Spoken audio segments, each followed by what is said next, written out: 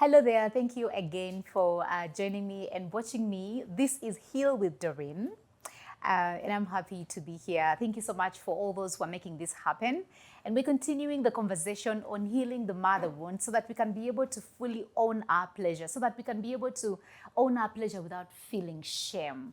The mother wound healing is not about mothers. Totally no. It's about freeing ourselves. It's about giving ourselves freedom to finally feel without the underlying, the underlying shame, guilt, fear, and all that we've been carrying around. So that's what I have been taking us through. But how do we know that we have a mother wound in us? How do we see the mother wound in us? One, there's a lot of codependence. Emotional caretaking. We are so quick to fix others. We want to mother our men. We want to baby our men. We don't want to let them be. We do not know how to call in for support. I'll give you an example.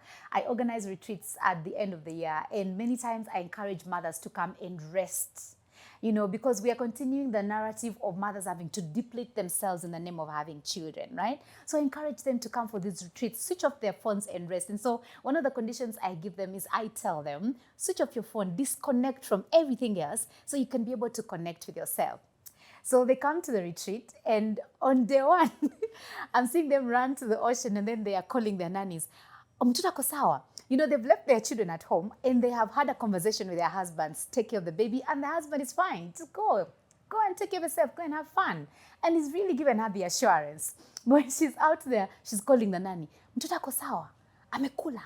Amevaa nini? Like, what is the child fine? Has the child eaten? What is the child wearing? And I'm asking her, so if you've asked for support, how are you allowing this person to be creative in their own way of being feminine in that space? How are you allowing your husband to be creative as a daddy to this child?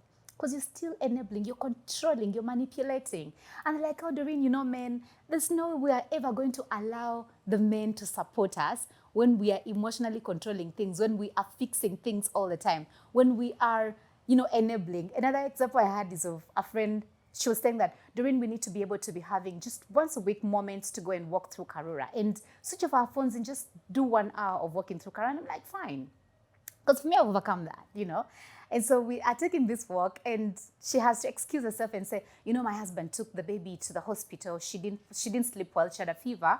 So I know the doctor wants to talk to me. I'm like, are you the only parent to this child? This is a father to this child.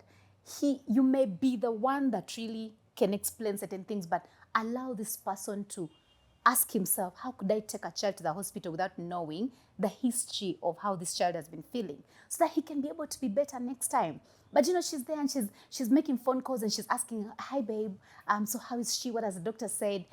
That is fixing things, and that's how we curtail ourselves from being able to get the help and continuing the whole serving, depleted, we are tired, oh my goodness, so we need a Mother's Day, and as much as I need us to have the Mother's Day, but also the mother wound is showing up in the ways that we quickly phone. Codependence makes our nervous system go into the fawn state. A fawn state is when you automatically just go into behavior that makes you emotionally caretaker, makes you oblivious to your own inner environment. Like, you're not able to connect to your own inner needs, but you're able to connect with other people's emotional needs. And that almost always makes you feel dissatisfied, makes you tired, right? The mother wound shows up in perfectionism. Brené Brown said that while there's perfectionism, best believe it, there's shame riding shotgun. And there's guilt. Guilt is just seated at the back seat, just telling you, go, keep going, keep going. Perfectionism is the idea that maybe if I show up much better, there'll be no judgment to who I am. Perfectionism is the denial of the other aspect of who we are, the other aspect that makes us human, the other aspect that allows us to be seen for being full humans, because that part was not recognized. The power dynamics in a patriarchal society did not allow for women to be human, to be able to not be loving all the time. So we developed perfectionism.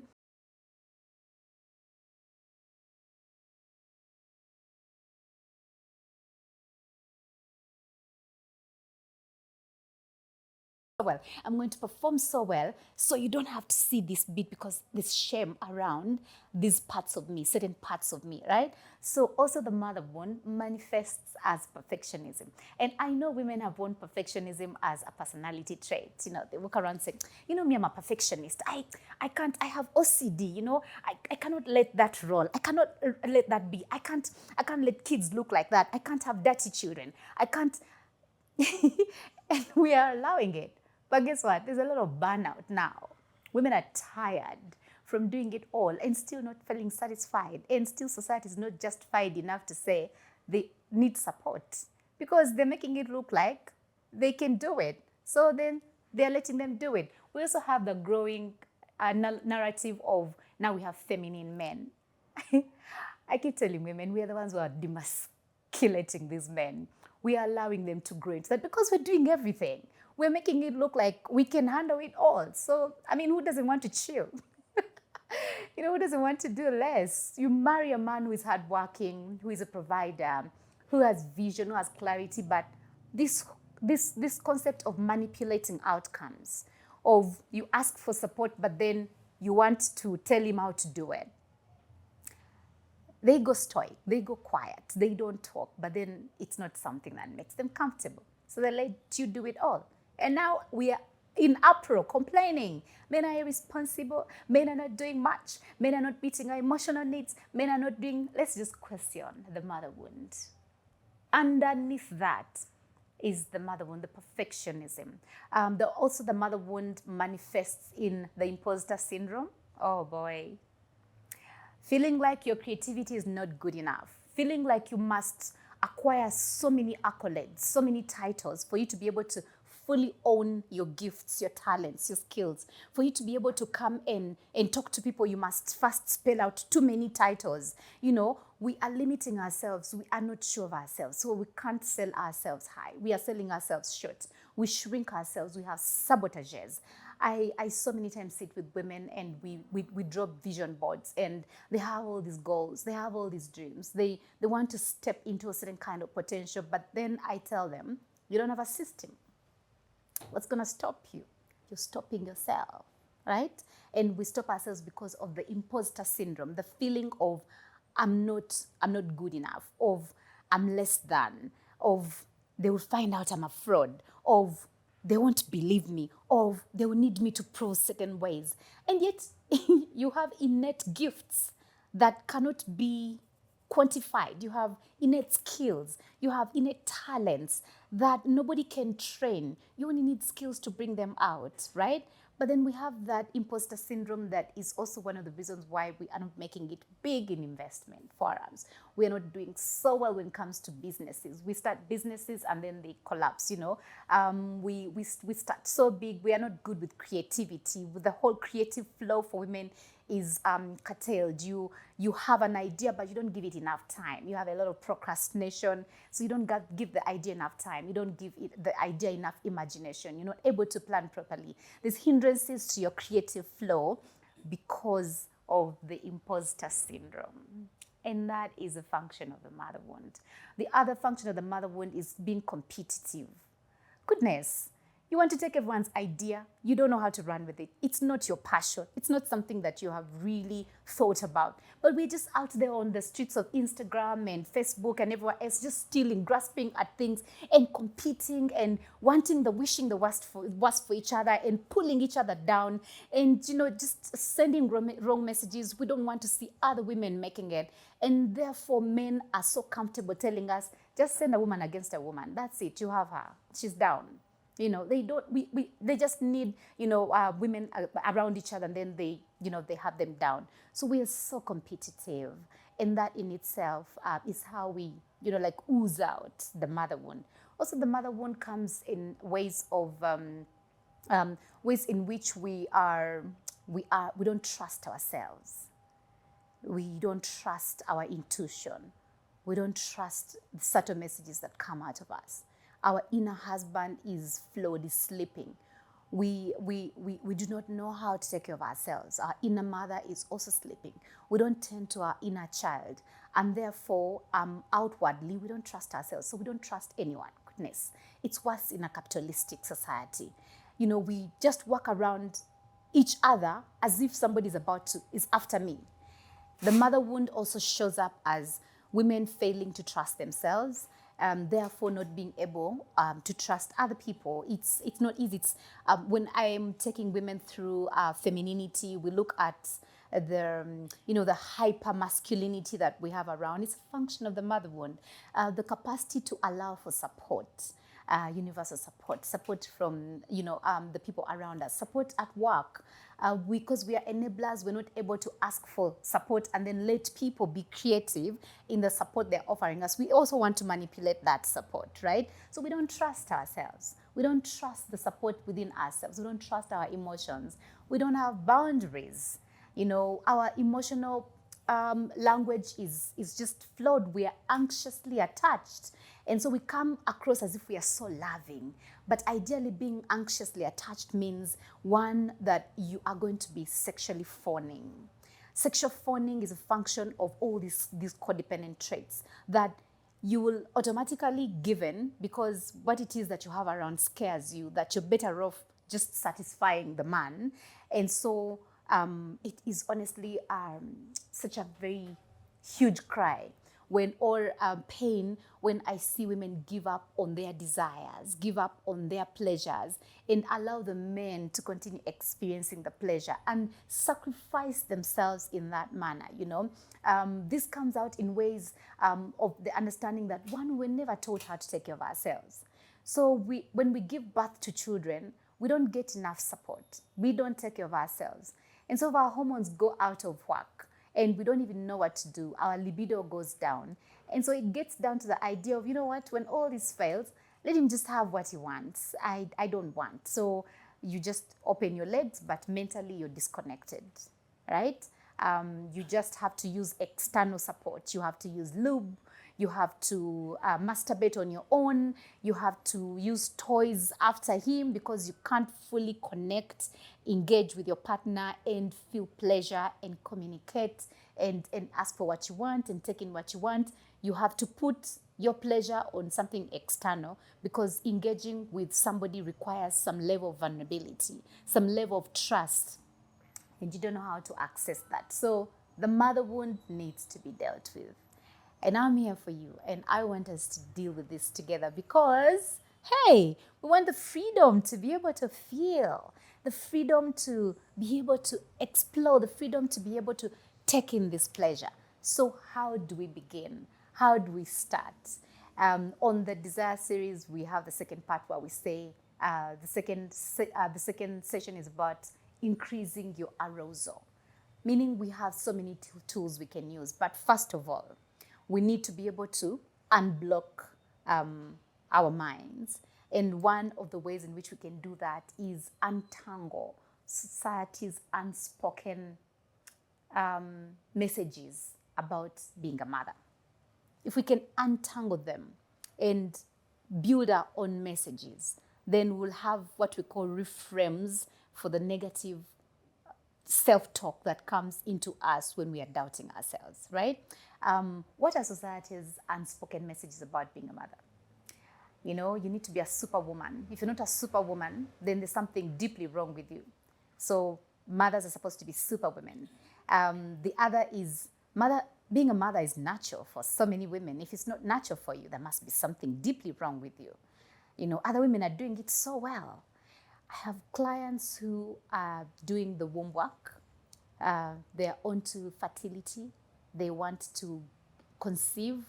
And medically, there's no challenges to them. Their uteruses are good. They have good eggs. Their tubes are open, but they're not conceiving. And some of them, when they conceive, there's a lot of miscarriages and they lose the children. I have a client who has had so many miscarriages. And one time, she told me she's so tired. She's trying so hard to conceive to please the husband's family. When I sit with her and I ask her, why do you want a baby? I don't hear her tell me because I want to be able to love another human in a different way. No, she's always telling me, I want to give my husband a child. I want to give my husband's family a child. And therein lies the pressure for her to be a mother the kind of mother that other mothers are, because it's easy for other mothers. Why is it hard for her? Nobody cares about the wound she's carrying. Nobody cares about the trauma her womb has had to carry based on the trauma that her mother carried and the mother before her mother carried. Nobody cares for that. Nobody cares for the energetics that are in her womb. And she's carried this. So if she doesn't untangle herself from that, it becomes difficult for her to conceive and carry a pregnancy, because every time she carries a pregnancy, she's going to always be afraid she's going to lose it, because now if I lose this one, then they're going to ask me, how come my womb is not good enough? How come my womb is not like, other people's wombs? And I find that is limiting so many women from conceiving and also from carrying children because of the external pressure of what it feels like, what should be like to be a mother. How come, you're not wet? Other women are wet. How come you're not wet? What's wrong with you? You're getting infections a lot. Why are your tubes blocked? How come other women don't have those challenges? Challenges to the womb have been also taboo. Many times women have not even come out to tell their husbands, I have this, because she's afraid of the shame and the guilt that is going to come. What's wrong with you? What happened to you? As opposed to what happened? As in, how do we go through this? How do we deal with this? It's all left on the woman. So if we don't untangle from that, it's always going to keep us down, and it's going to keep us from experiencing this pleasure. The other message is you're supposed to be superhuman. You're supposed to be good in bed. You're supposed to be sexually active. You're supposed to have well-behaved children. You're supposed to be successful at your career. And hello, you're supposed to be able to be good at keeping a solid marriage. Any of those things goes down, it is on the woman. Society has those expectations. And guess what? There's not enough room for a woman to feel human, because you can't be that superhuman. You have to be something else. Something has to give. So that means there's that sacrifice, right? And that brings me to the second part. We need to be able to understand the role of the sacrifices and the rage on our lives that our mothers have had to go through on our lives. There's a lot of rage, there's a lot of anger. Our mothers have that unconsciously, and they don't know that they're spilling it on their daughters. And you don't know that you're spilling that on your daughters as well, and all the other daughters around you. So what are the roles, of the rage that our mothers have been able to encounter? One is that because mothers have not had a safe space to be able to go and express this rage, then they bring it to their daughters. You know why? Daughters become targets for mother's rage, because a young daughter, has not had to give up her personhood for motherhood. And therefore, the mother feels like she does not know yet what it means to be a mother in this society. Meaning, society has had to put so much pressure on what it means to bring a child. The perfectionism, the having it all. Mothers have had to sacrifice a lot to just have a child. We as daughters have internalized messages from our mother saying, one day you'll be a mother. One day, even you'll be a mother and you'll experience what I'm experiencing. And that in itself is internalized, that being a mother means sacrificing more and depleting yourself, and yet never being validated for it. So that rage is subtly put down onto the daughters. So daughters become targets for that. Daughters are carrying that. And also, because mothers have not had a safe space to go and really, honestly, say, in as much as I loved being a mother, in as much as I love my children, and I really care for my children, but it wasn't easy. I remember having a client once who came with her husband, and they were experiencing digestive issues. The man had survived from cancer, and so they were looking for a holistic way to be able to live. And for once, I could tell from the woman that for once she had a space where she could say the truth. What happened to this lady is that she had emotionally taken care of an ailing husband who had had a lot of digestive disturbances, and she had had to sacrifice her own ways of eating. She had had to sacrifice foods that work for her. In the caring of her husband, she had to give up what worked for her and adapted what was recommended for the husband to eat. Then came in the daughter. The daughter gets an accident, and she has to go to India with her. She has to go so many places with her. And guess what? By the time I was receiving this lady, she had compassionate fatigue. I mean, There was no one who would be able to hear her say, I love my husband, but I'm tired. Can I have some support?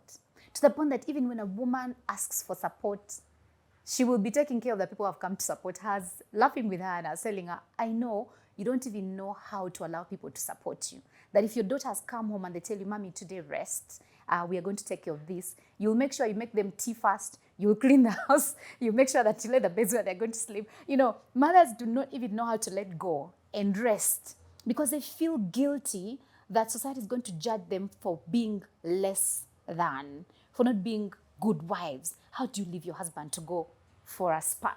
How do you leave? You have a husband who is sick. How do you even go out with your girlfriends? So by the time she was coming around, no one had heard her and understood that she had actually experienced compassionate fatigue because she was found to have a tumor.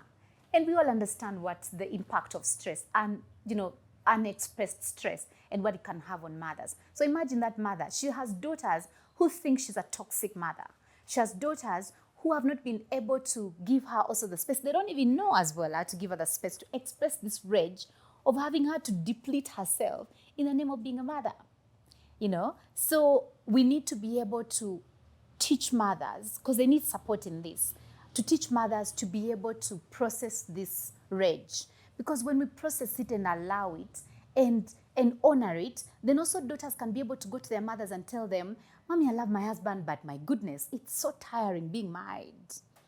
I love marriage, but having to wake up and you're making meals for people, you're thinking for people, you're emotionally worrying about people, you're the one who's carrying the mental burden of having to know what children are doing and all that. It's a bit too much on me. We want when we heal our mother's pain, we are able to also comfortably go to them and tell us the pain of doing what we have without having to think or without having to fear that they're going to say, oh, now this one is going to leave her marriage. Now this one is trying to bring issues. Now this one is trying to do this, So our mothers, we need to be able to recognize the roles of rage and sacrifice, and also support our mothers in being able to process this rage and this sacrifice, and also understand that the roles of this sacrifice are still instilling the guilt. Mothers come around daughters and they have these subtle messages that make daughters, carry this energy of, she's not feeling validated. Many times, because of the sacrifices that mothers made, there's the whole black tax. There's the whole idea of, I did this for you, so you must pay me back. You need to be able to place me on a pedestal. You need to be able to validate me. You need to be able to affirm me. You need to be able to you need to be able to do a lot for me. There's that subtle demand that daughters need to be able to do a lot, to sacrifice back for the sacrifices that their mothers had to endure. And when that doesn't happen, when mothers go around them, they have a way of guilt tripping them. Of, now you're having one child, you want me to feel embarrassed that I didn't raise you well? Why don't you have 3? Of, so you're driving and I had to use a matatu to come out here. Of, so, I have a loan, will you help me to pay for it? Like, there's those messages that make it look like the daughter is not thinking about her. And it's not only daughters, of course, we acknowledge that men as well, but the daughter-mother dynamic is one of the most complex and harder for daughters to break away from. And like I said, because daughters, have not had to give up their personhood, had not when they were young. And so when daughters were young, they just felt like everything their mothers was going through was because of them. So they took the guilt of that. Little kids, or when you are little, basically that's how your brain works. You just keep thinking that this she's experiencing because of me, right? Hello, it's really lovely having you here, having you to listen to me and having to understand this mother wound concept with you. My name is Doreen Nyiramgisha. This is Heal with Doreen, and I'm happy to have you. So we'll be continuing the conversation. This is just but the beginning of unveiling, or rather healing the mother wound, and why it's important for us to be able to heal the mother wound. I'll be explaining so much more. I'll be sharing so much more with you in the next episode. I hope you'll be able to catch that. And please do not forget to subscribe. Don't just watch and not subscribe. Subscribe, leave a comment, engage with me, leave a like. And then that will go a long way in making sure that this is helpful, is healing, is disseminated to the rest of the other mothers and daughters and dads and sons that are connected to us. Thank you so much for being here. Thank you so much, Kel Media. Thank you so much to the team that is making this happen. I'm really very happy to be doing this, and I can't wait for the next episode.